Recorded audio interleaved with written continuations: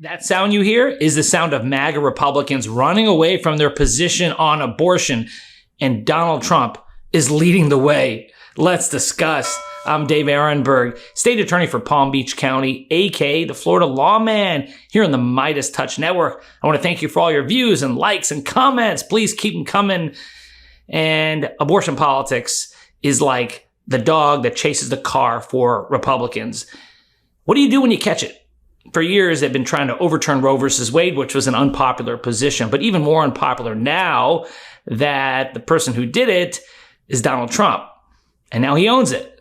And the Republicans who are devotees of Trump, whether it's Kari Lake of Arizona or Rick Scott of Florida and others, are now trying to change their position on abortions after they see that the public is not with them. And it's an election year. But it's not so easy to do so. Kari Lake, the MAGA candidate for the U.S. Senate in Arizona and failed candidate for governor of Arizona, has put out a video trying to nuance her position. Actually, it's a flip-flop because she, in 2022, supported this radical anti-abortion law that's in Arizona.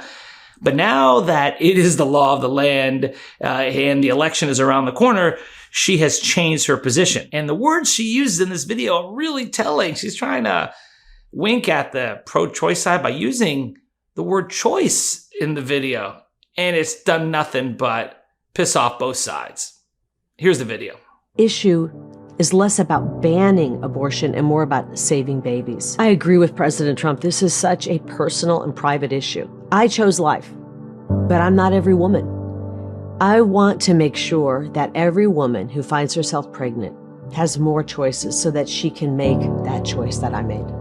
I'll never forget the first time I got pregnant, taking that pregnancy test, looking down, and I was excited, but I'll be honest, I was afraid as well. I was nervous.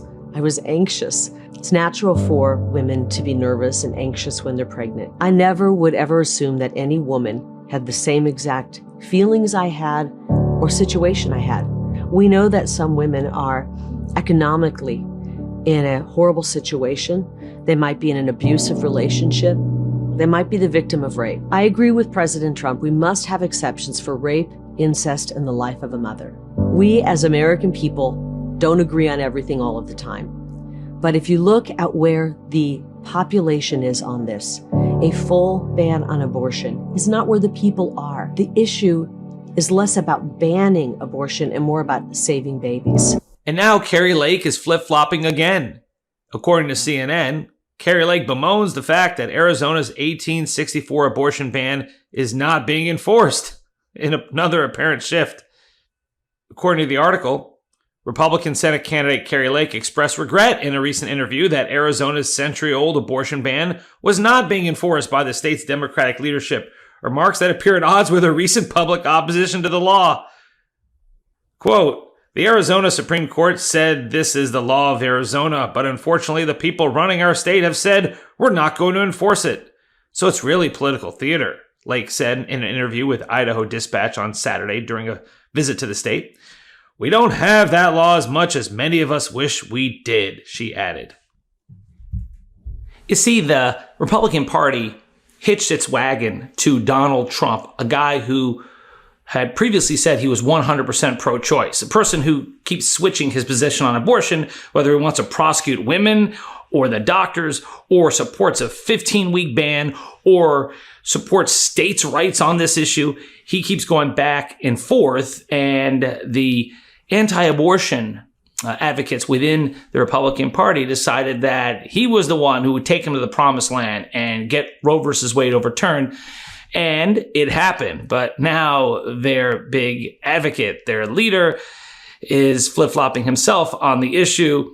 Just after he said it's a states' rights issue, the Arizona Supreme Court came out with its radical decision, and the law that has an absolute ban on abortion from the 19th century is in effect. And Trump doesn't agree with that, even though he agrees with states' rights. And so this is a mess for Republicans. And in an interesting column by Russ Douthat from the New York Times, he talks about how the anti-abortionists within the Republican Party have some regrets in hitching their wagon to Donald Trump. Now, the writer is a conservative who is anti-abortion, and he writes the following. Since the mid-2010s, there has been a clear shift in favor of abortion rights. More Americans support abortion without restriction than at any other point since Roe v. Wade was handed down. So what does coincide with that bigger shift? Well, the rise of Donald Trump.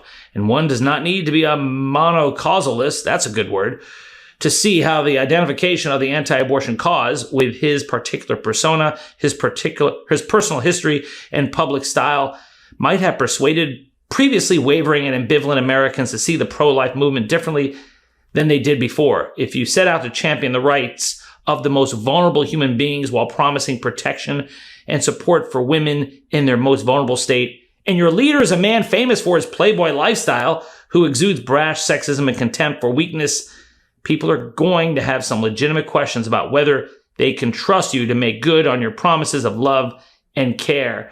With that kind of standard bearer, the accusations of your opponents that your cause is organized more around repression than protection, more around hypocrisy than ideals, are going to carry more weight.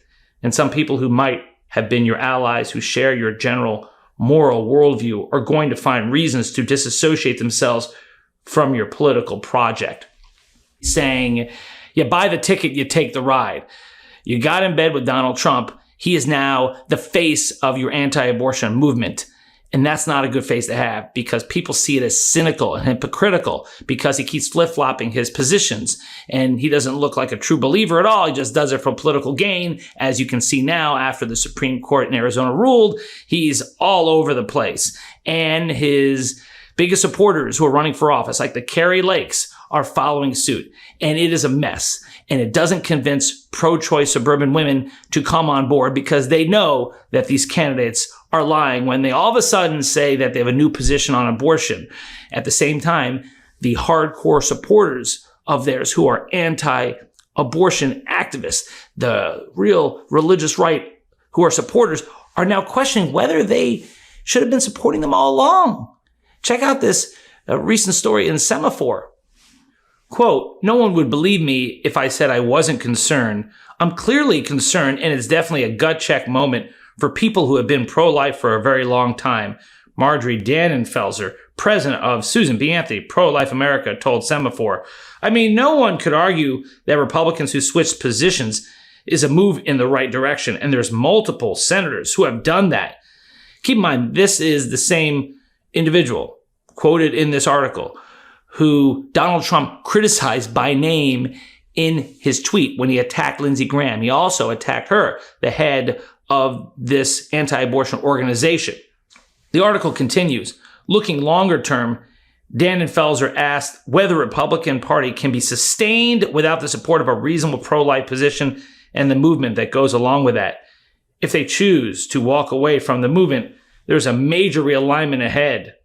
My long-term fear was that the moral credibility of the pro-life movement and other movements being tied to this person would be a mistake. Dr. Russell Moore, a prominent Trump critic and editor-in-chief of Christianity Today, told Semaphore, my gut is that the nation is moving toward two pro-choice parties, he said. So the civil war within MAGA, within the Republican Party, continues to broaden. I did a video recently about how Donald Trump attacked Lindsey Graham over this issue. Well, now you see some of Trump's acolytes moving in his direction, and people who are on the anti-abortion side of the party are bristling at it. And although they may not switch their votes to Joe Biden, I don't expect that, some of them may stay home, or they may not give as much in contributions or give their time, because those folks have been they're volunteers. They've been the energy on the ground for years for the Republican Party.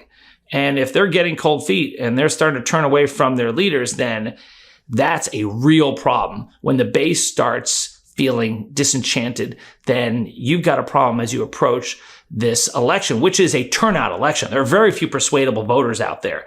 This is about getting your base out. And if one side has a base that's getting cold feet, bad news for that side.